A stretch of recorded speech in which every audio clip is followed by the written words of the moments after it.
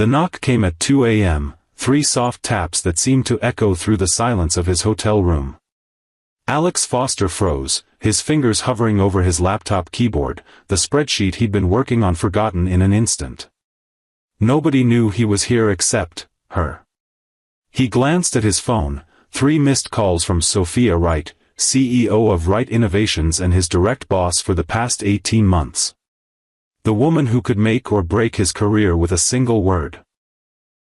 The woman he'd been trying desperately not to think about for months. When he opened the door, there she stood in the dim hallway light, Sophia Wright in a simple black dress, her long silky white blonde hair cascading over her shoulders, holding a bottle of expensive red wine and 2 glasses. Her blue eyes, usually sharp with business acumen, now held something different, something vulnerable. "Can I come in?" she whispered, her voice barely audible. "We need to talk." What Alex didn't know as he stepped aside to let her in was that this late-night visit would completely transform both their lives, and that by morning, one of them would make a decision that could never be undone.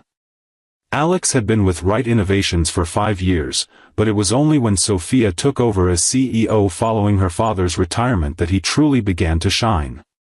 His innovative marketing strategies caught her attention, earning him a series of rapid promotions.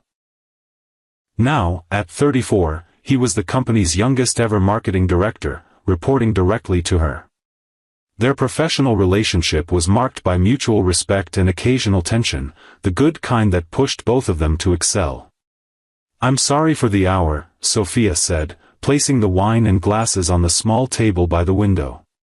The city lights twinkled below, a constellation of human activity even at this late hour. "But after what happened in today's meeting, I couldn't sleep." Alex ran a hand through his dark hair, acutely aware he was wearing only sweatpants and a faded t-shirt. "The Peterson account," he said, understanding immediately. "The Peterson account," she confirmed, her fingers working the cork free with practiced ease. "You went against my direct instructions, Alex." Earlier that day, during a crucial meeting with their biggest potential client, Alex had abandoned the conservative approach Sophia had insisted upon. Instead, he'd presented his own bold strategy, one she had explicitly rejected the night before. The room had fallen silent when he'd finished, and Sophia's face had been unreadable.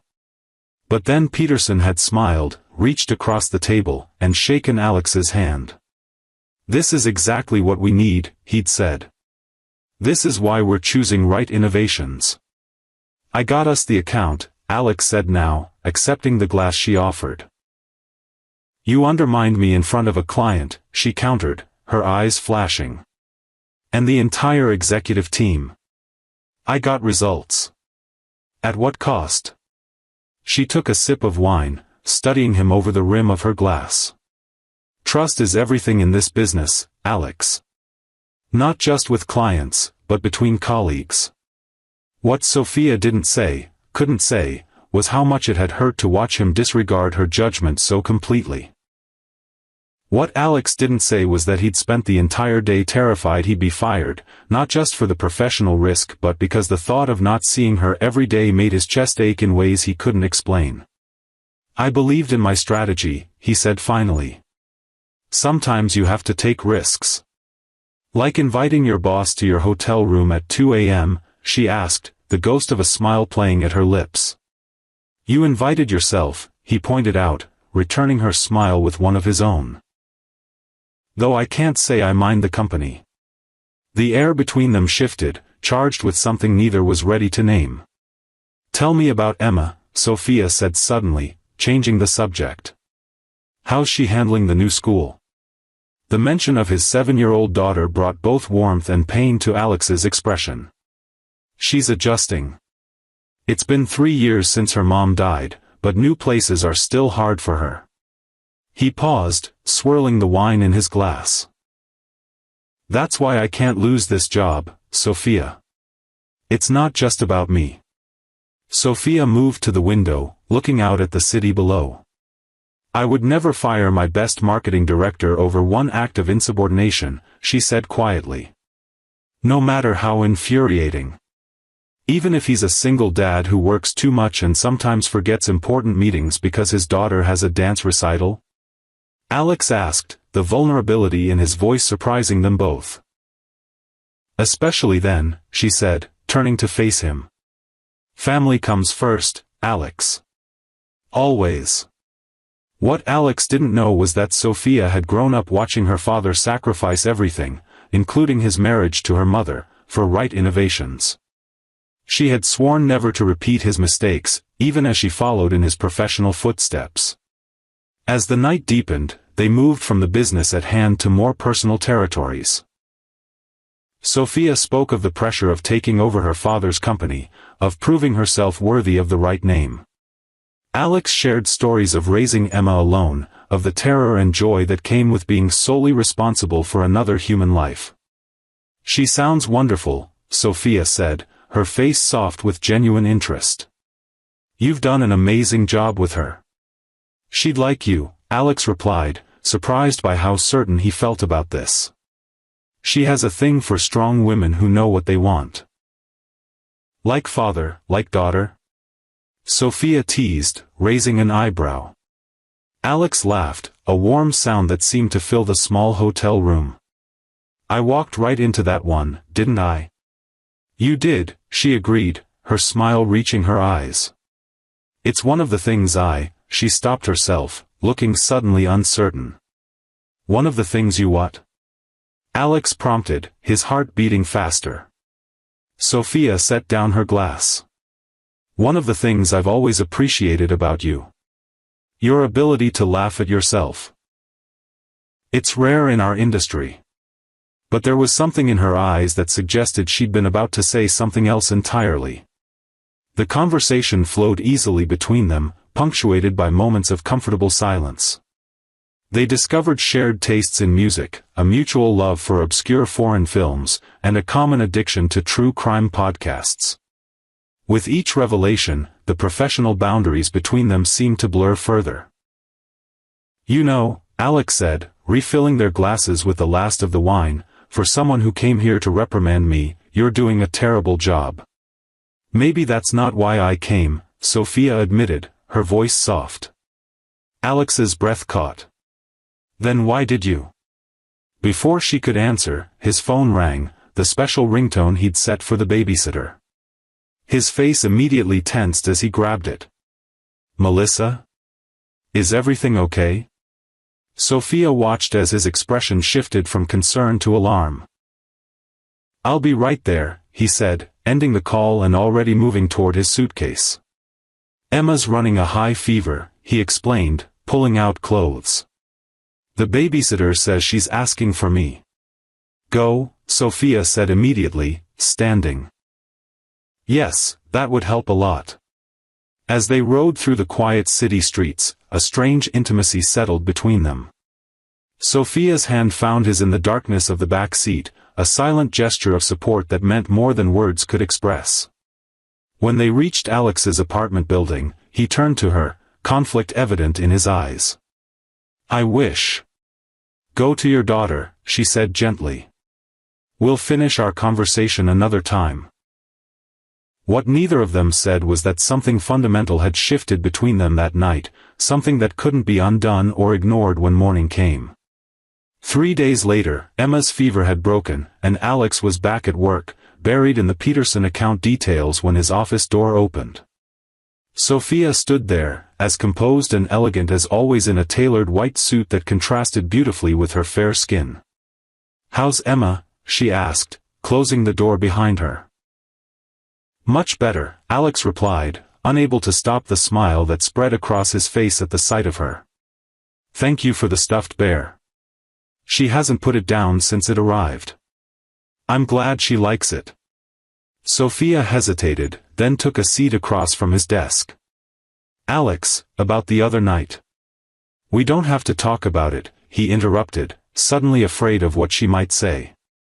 It was late, we'd both had a long day. I came to your hotel room because I couldn't stop thinking about you, she said, her words cutting through his deflection. Not as your boss, but as a woman who is increasingly distracted by a man she shouldn't be noticing. The confession hung in the air between them, changing everything and nothing all at once. "Sophia," Alex began, his voice rough with emotion, "there are 1,000 reasons why this is complicated." "I know," she agreed. "The company, our positions, your daughter, my family's expectations. And yet here you are," he said softly. "And yet here I am," she echoed, her blue eyes meeting his without wavering. What followed was a delicate dance of professional boundaries and personal desires. They agreed to keep their growing feelings private while they figured out what they meant and how to navigate them ethically. Sophia insisted on meeting with HR to disclose their relationship and recuse herself from decisions directly affecting Alex's position. Alex arranged for Sophia to meet Emma in a casual setting, wanting the two most important people in his life to know each other. Their first official date was at a small Italian restaurant far from the corporate headquarters. Sophia arrived in jeans and a simple blouse, her hair pulled back in a ponytail, a deliberate departure from her CEO persona. "You look beautiful," Alex said, standing as she approached the table. "You sound surprised," she teased, sliding into her seat. "Not surprised," he corrected. "Just. I've never seen you like this before. Relaxed. Off-duty. Is that a good thing or a bad thing?" she asked, a hint of vulnerability in her question. "Definitely good," he assured her, reaching across the table to take her hand. "Though I'm equally fond of CEO Sophia. She's quite impressive. Careful, Mr. Foster," she warned playfully. "Flattery will get you everywhere." Their banter flowed naturally throughout dinner, each discovering new facets of the other outside the office environment. Alex's sharp wit made her laugh more than she had in years, while Sophia's insightful observations about the world reminded him how truly brilliant she was. "Tell me something no one at Right Innovations knows about you," she challenged over dessert. Alex considered this, then smiled. "I write children's stories for Emma. Have since she was born. Nothing published, just for her." Sophia's expression softened. "That's incredibly sweet." "Your turn," he prompted. She traced the rim of her water glass, suddenly thoughtful. "I never wanted to run my father's company," she admitted quietly. "I wanted to be an architect. Design spaces that would last for generations." "What happened?" "Life," she said simply. "My father's health declined, my brother wasn't interested in the business, and suddenly all those expectations landed on me." She shrugged, but Alex could see the weight of those expectations in the set of her shoulders. "Do you regret it?" he asked gently. "Not anymore," she said, her eyes meeting his with newfound clarity. "Some paths we choose, others choose us. The trick is finding joy wherever you land." As weeks turned into months, they settled into a rhythm that worked for them. Professionally, they maintained appropriate boundaries, their interactions at work respectful and focused on business. Privately, they built something neither had expected to find, a partnership based on mutual respect, genuine affection, and growing love. Emma, with a child's intuitive wisdom, accepted Sophia's presence in their lives with surprising ease. "She makes you smile more, Daddy," she observed one evening after Sophia had left their apartment following dinner. "I like when you smile."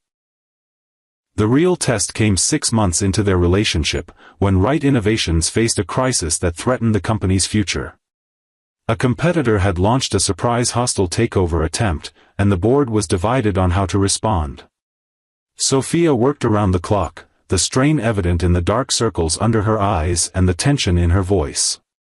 Alex supported her however he could, both professionally and personally, but the pressure took its toll on them both. Late one night, alone in her office, Sophia made a decision that would either save the company or destroy everything her family had built. When she called Alex to tell him, his response was immediate and unwavering. "I believe in you," he said simply. "Whatever you decide, I'm with you." Those words, spoken without hesitation, were what she needed to hear. The next morning, she presented her strategy to the board. A bold, innovative approach that leveraged the company's strengths in unexpected ways. It was risky, but it was also brilliant. As the votes were tallied, Sophia felt Alex's presence across the room, his quiet confidence bolstering her own. When the final vote came in supporting her plan, their eyes met briefly across the boardroom, a private moment of connection amid the professional victory. The plan worked. 3 weeks later, the takeover attempt had been defeated, and Right Innovations emerged stronger than before. The night they received confirmation of their success, Alex took Sophia to dinner at the same Italian restaurant where they'd had their first date. "To the most brilliant CEO I know," he toasted, raising his glass.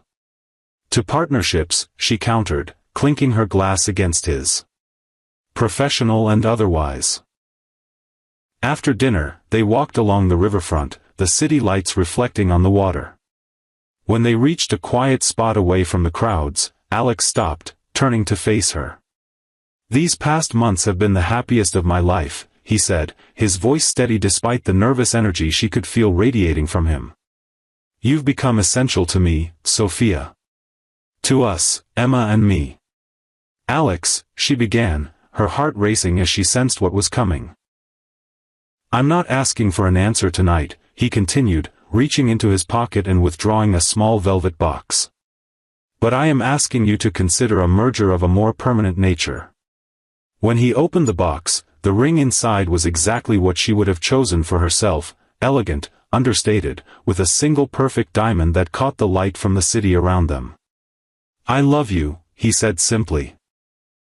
"Both as the formidable CEO who challenges me professionally and as the woman who has become my best friend and partner. Whatever comes next, I want to face it together." Tears filled Sophia's eyes as she looked from the ring to the man holding it. "You know this will complicate everything," she said, her practical nature asserting itself even as her heart soared. "Some complications are worth it," he replied, his smile reaching his eyes. "What do you say, Ms. Wright? Ready to take another risk with me?" Her answer came not in words but in action as she stepped forward, framing his face with her hands and kissing him with all the emotion she'd once kept carefully contained. When they finally broke apart, both breathless, she whispered her answer against his lips. "Yes."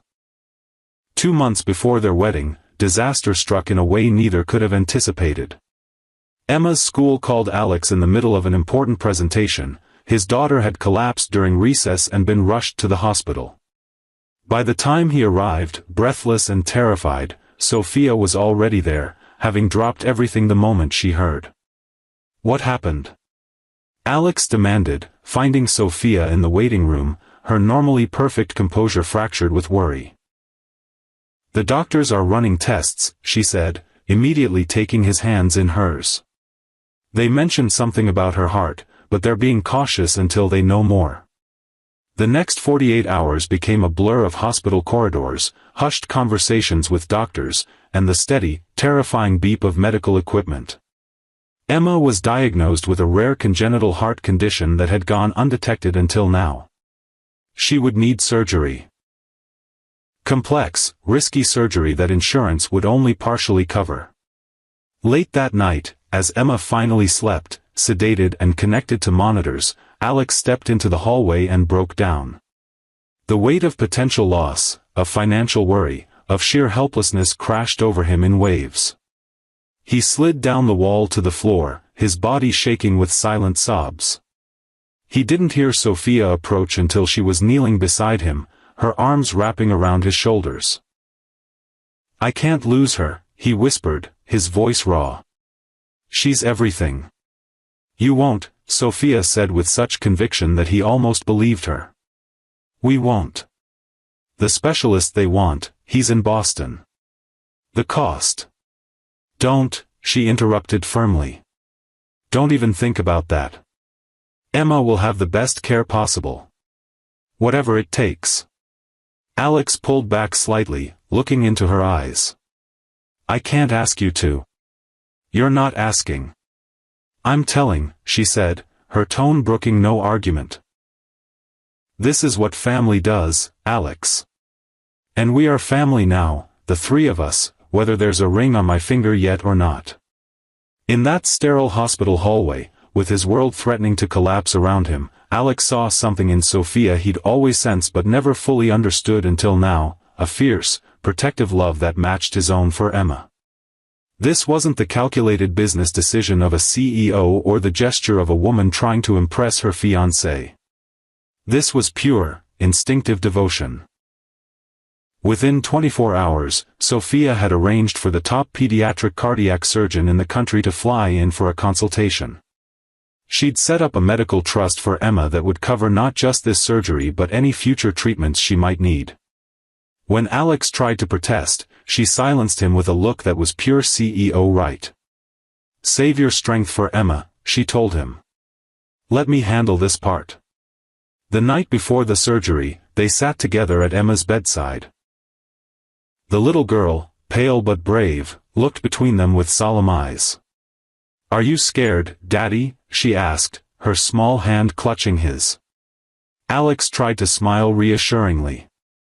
"A little bit, sweetheart. But the doctors are going to take very good care of you." Emma nodded, then turned to Sophia. "Will you stay with Daddy tomorrow? So he's not alone?" Sophia's composure nearly broke at the child's concern for her father even as she faced major surgery. "I promise," she said, her voice thick with emotion. "I won't leave his side for a second." "Good," Emma said with a decisive nod. "He needs someone to take care of him too."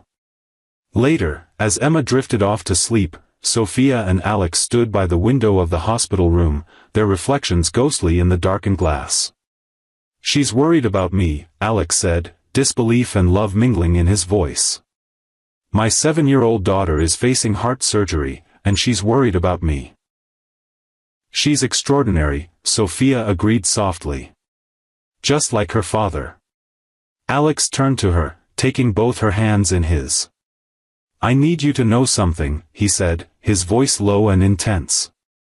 "Whatever happens tomorrow, whatever happens with us, with the company, with anything, I will never forget what you've done. Not just the practical help, but being here. Being strong when I couldn't be." Sophia shook her head, tears gathering in her eyes. "This isn't about owing or remembering, Alex. This is about love. I love Emma. I love you. There was never any other choice for me but to be here." The surgery lasted 9 hours. 9 hours of pacing, of coffee gone cold, of prayers whispered by a man who hadn't prayed since his wife's funeral. Through it all, Sophia remained exactly as she'd promised Emma, at Alex's side, her hand in his, her strength unwavering. When the surgeon finally appeared, his face tired but smiling, Alex felt his knees buckle. Sophia's arm around his waist was the only thing that kept him standing. "She did beautifully," the doctor said. "Her heart is strong. With proper care and monitoring, she should live a completely normal life." The relief was so profound that neither of them could speak for several moments. They stood there in the consultation room, holding each other, tears flowing freely. "She's going to be okay," Alex finally whispered against Sophia's hair. "Our girl is going to be okay." Sophia pulled back just enough to look into his eyes, her own shining with tears and something else, a certainty, a knowledge that transcended the fear and exhaustion of the past days. "Yes," she said simply. "She is. We all are." 1 year later, Alex stood in the doorway of their home, watching as Sophia helped Emma with her science project. His daughter's laughter mingled with his wife's, the sound filling their home with joy he once thought he'd never find again. The path hadn't been easy. Their marriage had required adjustments at Right Innovations, with Alex eventually moving to head a newly created subsidiary to avoid any conflict of interest. There had been raised eyebrows and whispered comments, but they had weathered it all together. What mattered most was this: the family they had built, the love they had found when neither was looking for it, and the future they were creating together. Sometimes the most unexpected knocks at your door bring exactly what you need, even if you don't realize it at the time. If you enjoyed this story of unexpected love and second chances, please like this video and subscribe to our channel for more heartwarming content that reminds us all that life's most beautiful moments often come when we least expect them. We'd love to know where you're watching from. Drop your country in the comments below and join our growing community of storytelling lovers.